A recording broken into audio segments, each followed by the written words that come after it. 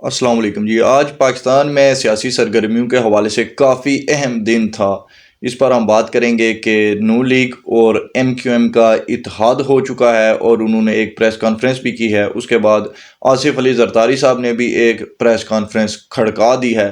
کافی دنوں سے یہ باتیں چل رہی تھی کہ پیپلز پارٹی اور پی ٹی آئی کا آنے والے الیکشنز میں اتحاد ہو سکتا ہے۔ تو اب کیا ایسا ہوگا یا نہیں ہوگا، یہ بھی کافی حد تک آصف علی زرداری صاحب کی پریس کانفرنس سے بات واضح ہو چکی ہے۔ لیکن اس سے پہلے ذرا بات کر لیتے ہیں کہ جو آج نون لیگ اور ایم کیو ایم کے وفد نے لاہور میں پریس کانفرنس کی، اس پر یہ پریس کانفرنس ہوئی جی۔ خواجہ سعد رفیق صاحب اس میں موجود تھے اور ایم کیو ایم کے وفد کے ہمراہ یہ پریس کانفرنس کی انہوں نے۔ خالد مقبول صدیقی، فاروق ستار اور مصطفیٰ کمال شامل تھے ایم کیو ایم کی طرف سے اس پریس کانفرنس میں۔ اس سے پہلے میاں نواز شریف صاحب کی دعوت پر وہ لاہور تشریف لائے تھے اور اس کے بعد جو ہے وہ یہ پریس کانفرنس دیکھنے میں آئی۔ اور دوسری طرف نون لیگ میں ایک یہ بھی بڑا چینج دیکھنے کو آیا ہے کہ نون لیگ نے آفیشلی جو P M L N Sindh ہے اس کا صدر بشیر محمد صاحب کو نوٹیفائی کر دیا ہے کہ اب وہ P M L N Sindh کے صدر ہوں گے۔ اور گزشتہ کل پیر پگاڑا کے ساتھ ملاقات ہوئی تھی بشیر محمد صاحب کی، پیر پگاڑا صاحب کی رہائش گاہ پر۔ تو یہ پیر پگاڑا جو ہیں یہ پاکستان میں سیاست کے حوالے سے کافی اہم سمجھے جاتے ہیں۔ اس سے پہلے بھی جب گزشتہ حکومت تھی تب بھی پیر پگاڑا صاحب کی جو ملاقاتیں ہوتی رہتی تھی کسی بھی سیاسی رہنما کے ساتھ، تو اس کے بعد ہمیں دوسرے تیسرے دن کافی بڑا چینج دیکھنے کو مل جایا کرتا تھا۔ تو اب بھی ویسا ہی ہو رہا ہے کہ گزشتہ کل ان کی ملاقات ہوئی اور آج بشیر محمد صاحب کو صدر بھی بنا دیا گیا اور ایم کیو ایم کا وفد لاہور میں میاں نواز شریف صاحب کے پاس پہنچا اور اس کے بعد انہوں نے آنے والے الیکشنز میں اتحاد کا اعلان بھی کر دیا۔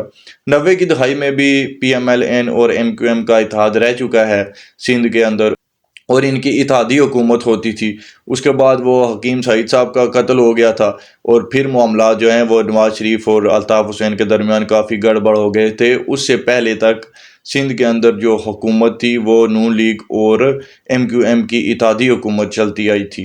تو اب بھی ویسے ہی چانسز دکھ رہے ہیں اور اس کے بعد جو آصف علی زرداری صاحب نے پریس کانفرنس کی اس سے بھی یہی تاثر ملتا ہے کہ شاید انہیں سندھ کی حکومت اس بار نہیں ملے گی۔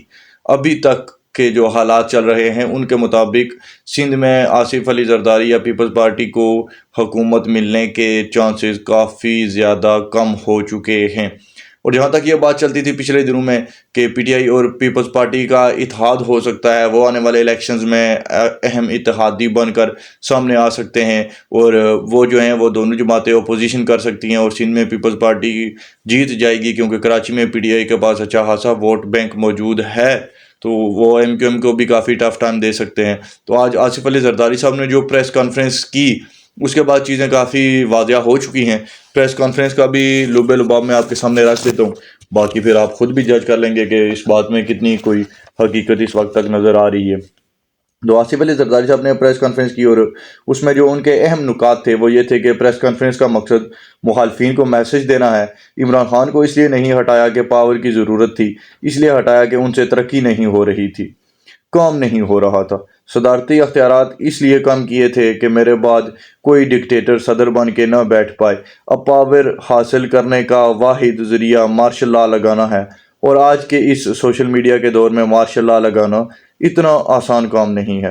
اور جو مخالف الیکشن میں ہمارے خلاف کھڑے ہوں گے ان کو ویلکم کرتا ہوں، آئیں ہمارے خلاف کھڑے ہوں۔ ان کی سیاست اپنی ہے اور ہماری سیاست اپنی ہے۔ ہماری سیاست ذوالفقار علی بھٹو اور بے نظیر بھٹو کی سیاست ہے، ہم اسی کو لے کر آگے چلیں گے۔ پاکستان سے یاری ہے، پاکستان کے ساتھ کھڑے ہیں، آپ میرے ساتھ کھڑے رہیں، میں ان کے ساتھ کھڑا رہوں گا۔ یہ جو آخری جملہ تھا آصف علی زرداری صاحب کا کافی اہم جملہ تھا کہ آپ میرے ساتھ کھڑے رہیں، میں ان کے ساتھ کھڑا رہوں گا۔ ان کن کے ساتھ کھڑے رہیں گے؟ اب انہوں نے تو کافی جو پاکستان کے ساتھ یاری ہے، پاکستان سے وفاداری ہے، اس مٹی سے پیار ہے، آنے والی نسلوں کے بارے میں سوچنا ہے، ایسی جتنی بھی انہوں نے باتیں کی۔ تو پہلے تو اینٹی اسٹیبلشمنٹ جو دو چار انہوں نے باتیں کی وہ تو ہر سیاسی رہنما کرتا ہی ہے پاکستان جیسے ملک میں جہاں پہ 40 سال سے زیادہ مارشل لا لگا رہا ہو۔ تو وہاں پر اگر آپ جمہوریت کی سیاست کر رہے ہیں تو دو چار لائنیں تو آپ کو بولنی پڑ جاتی ہیں ویسے۔ باقی یہ ہے کہ آصف علی زرداری صاحب نے اس پریس کانفرنس میں اس بات کا بھرپور اظہار کیا، ایک بڑا ہی اسٹرانگ میسج دیا جی کہ پاکستان کے ساتھ کھڑے ہیں۔ تو کون سی جماعت ہے کہ جس پر غداری کے ٹیگ لگتے ہیں پاکستان میں؟ سبھی جانتے ہیں۔ تو انہوں نے یہ بڑی بات کلیئر کر دی کہ یہ پی ٹی آئی کے ساتھ کوئی اتحاد نہیں کرنے لگے، چاہے ان کو سندھ کی حکومت ملے یا نہ ملے۔ یہ پاکستان کی خاطر اور اس جمہوریت کی خاطر اس سیٹ اپ کو آگے کنٹینیو رکھنے کے لیے، یا یہ کہہ سکتے ہیں ہم کہ اگلی بار اپنی حکومت بنانے کے لیے، اس بار اپوزیشن کرنے کے لیے بھی تیار نظر آ رہے ہیں۔ اور اب تک ایسے کوئی حالات نظر نہیں آ رہے کہ وہ پی ٹی آئی کے ساتھ اتحاد کریں گے آنے والے الیکشنز میں۔ پی ٹی آئی کے لیے معاملات کافی زیادہ ڈیفیکلٹ ہو چکے ہیں، بہت ہی زیادہ مشکل حالات کا سامنا ہے اس وقت پی ٹی آئی کو۔ کوئی دوسری جماعت تو ان کے ساتھ اتحاد کرنا بہت دور کی بات ہے، ان کے اپنے جو سیاسی رہنما ہیں وہ ہی جلسہ کرنے کے لیے بھی تیار نظر نہیں آتے۔ عمران خان صاحب کی بہنیں تک کسی ورکر کنونشن میں جا کر خطاب کرنے کے لیے تیار نہیں ہیں۔ ان کی زوجہ بشرا بی بی بھی کسی جلسے جلوس میں، وہ تو پبلک میں ہر ویسے بھی کم جاتی تھی، لیکن اب 1 مہینے سے زیادہ عرصہ گزر چکا ہے کہ وہ عمران خان صاحب سے ملاقات بھی نہیں کی انہوں نے۔ تو اس جماعت نے کیا الیکشنز لڑنے ہیں یا آگے ان کا کیا مستقبل ہونا ہے؟ جہاں تک ذرائع کا تعلق ہے تو یہ بڑی اہم اور واضح بات ہے کہ جب تک عمران خان صاحب خود اپنے گناہوں کا اقرار نہ کر لیں، بقول اہم حلقوں کے، بقول بڑے گھر کے، کہ عمران خان صاحب نے جو گناہ کیا ہے 9 مئی کے دن، وہ ان تمام معاملات کی ذمہ داری سرعام آ کر قبول نہ کر لیں اور اپنی غلطی کو نہ مان لیں، تب تک پی ٹی آئی کو الیکشنز میں بہت ہی سختیوں کا سامنا کرنا پڑے گا۔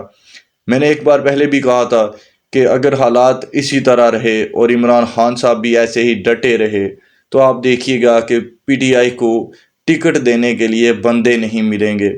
اس پر پی ٹی آئی کے ووٹر سپورٹرز نے کافی میری عزت افزائی کی تھی کامنٹس میں۔ کوئی اتنی مسئلے والی بات نہیں ہے، جب بھی انسان سچ بولتا ہے تو اسے تنقید کا سامنا تو خیر کرنا ہی پڑتا ہے، لیکن وہ بات میں اب پھر سے دہرا رہا ہوں کہ جب تک عمران خان صاحب 9 مئی کے واقعات کی مذمت نہیں کرتے اور یہ نہیں کہتے کہ انہوں نے جو بھی کیا وہ غلط کیا اور انہیں اس کا احساس ہے، اپنا اقرار جرم نہیں کرتے، تب تک عمران خان صاحب اور پی ٹی آئی کے لیے کہیں پہ کوئی بھی نرم گوشہ نہیں ہے اور نہ ہی ہوگا۔